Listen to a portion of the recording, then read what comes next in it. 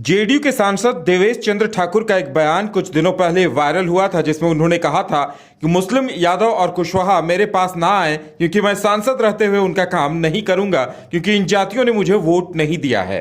पहले आप जरा इस बयान को भी सुनिए। कि तीर दबा, अगर मेरे लिए आप तीर दबाते तो आपको उस तीर में नरेंद्र मोदी का चेहरा दिखाई देता, इसलिए आपने लालटेन दबाया। तो अगर यही बात है तो मैं आपके काम करते वक्त आपके चेहरे पे लालटेन और लालू जी का चेहरा क्यों नहीं देखूं?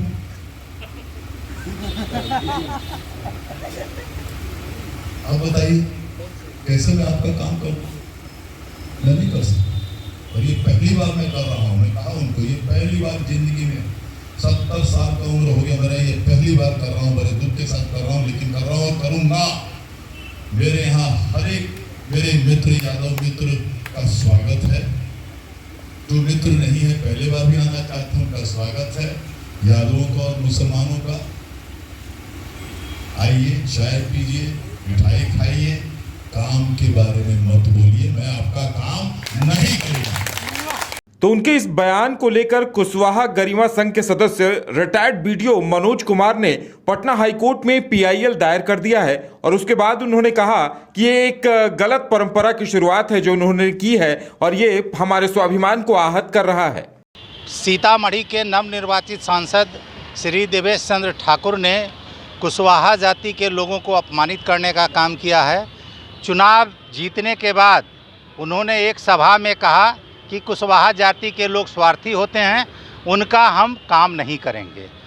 तो यह इस तरह की मानसिकता जो है, भेदभाव वाली मानसिकता, किसी भी सांसद के लिए उचित नहीं है। संविधान इसे उचित स्थान नहीं देता है और हम सारे लोग, कुशवाहा समाज के लोग स्वाभिमानी होते हैं, इसमें कोई शक नहीं है। इसलिए हम लोग ये विरोध कर रहे हैं कि उनका इस तरह का बयान घोर निंदनीय है और इसकी जितनी भी आलोचना की जाए वो काफ़ी कम है और ऐसे सोच रखने वाले सांसद की सांसद सदस्यता समाप्त की जानी चाहिए।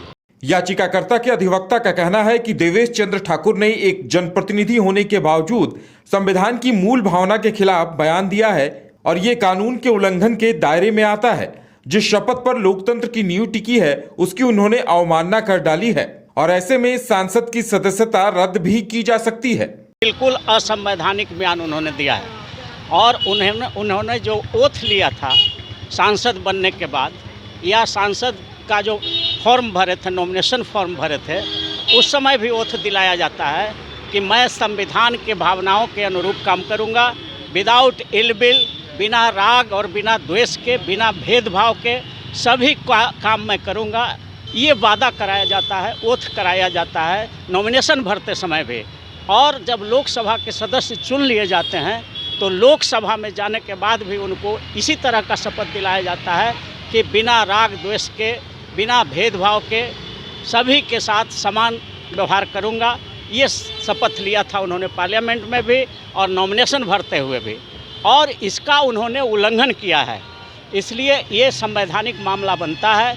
और देवेश चंद्र ठाकुर ने ये जो कह दिया कि कुशवाहा आएगा तो उसका काम नहीं करेंगे, यादव आएगा तो उसका काम नहीं करेंगे, मुसलमान आएगा तो उसका काम नहीं करेंगे, ये बिल्कुल असंवैधानिक बयान है। और उन्होंने जो ओथ लिया है, शपथ लिया है, ईश्वर की शपथ लिया है, लोकसभा अध्यक्ष के सामने जो शपथ लिया है, उसका खुल्लम खुल्ला उल्लंघन है।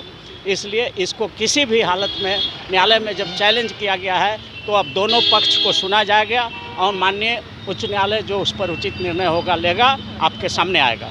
एक सांसद के इस बयान को लेकर राजनीतिक हलकों में भी चर्चा शुरू हो गई है। सियासी पारा जहां गर्म हो गया है, वहीं दूसरी ओर समाज को बांटने वाला इस बयान को बताया जा रहा है। आरजेडी विधायक भाई वीरेंद्र ने कहा है कि जनप्रतिनिधि के ऐसे बयान पर कोर्ट को खुद संज्ञान लेना चाहिए। होना चाहिए, इनको तो पहले छोड़ना चाहिए, समर्थन देना ही नहीं चाहिए। देवेश चंद्र ठाकुर पर हाईकोर्ट में पीआईएल दायर किया है कुशवाहा समाज के लोगों ने। अब पीआईएल दायर करे या गलत बात बोलिएगा, जनप्रतिनिधि सबके लिए होता है, जाति के लिए नहीं होता है, हर धर्म के लिए नहीं होता, हर जाति और धर्म के लिए होता है। इसलिए कोई बोलता है तो उस पर पीआईएल जनता को करना क्या अधिकार है। वहीं आरजेडी के विधायक अख्तरुल इमाम शाहीन ने साफ कहा है कि जेडीयू सांसद देवेश चंद्र ठाकुर मानसिक विकृति के शिकार हो गए हैं और ऐसे में सांसद के इस बयान पर कार्रवाई का होना जरूरी है। देखिए, जिस तरह का बयान देवेश चंद्र ठाकुर जी ने दिया था, यह एक विकृत मानसिकता का परिचायक है। इस तरह की भाषा देश में जो भी लोग हार्मोनी बनाकर रखना चाहते हैं, भाईचारा बनाकर रखना चाहते हैं, संविधान की शपथ लेते हैं कि हम किसी से भेदभाव नहीं करेंगे, वैसे पद पे बैठा हुआ आदमी, विधानसभा परिषद का सभापति के पद को सुशोभित करने वाला व्यक्ति इतनी घृणित भाषा का उपयोग करेगा, यह दुर्भाग्यपूर्ण है। और हम तो ये कहते हैं कि जिस समाज से वो आते हैं, जनता दल यू जब खड़ा था 2014 में, क्या वो दिला पाए थे?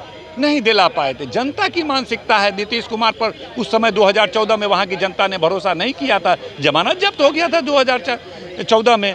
लेकिन इस तरह की भाषा का उपयोग नहीं करना चाहिए। वैसे व्यक्ति के खिलाफ कोर्ट को संज्ञान लेते हुए कार्रवाई करना चाहिए।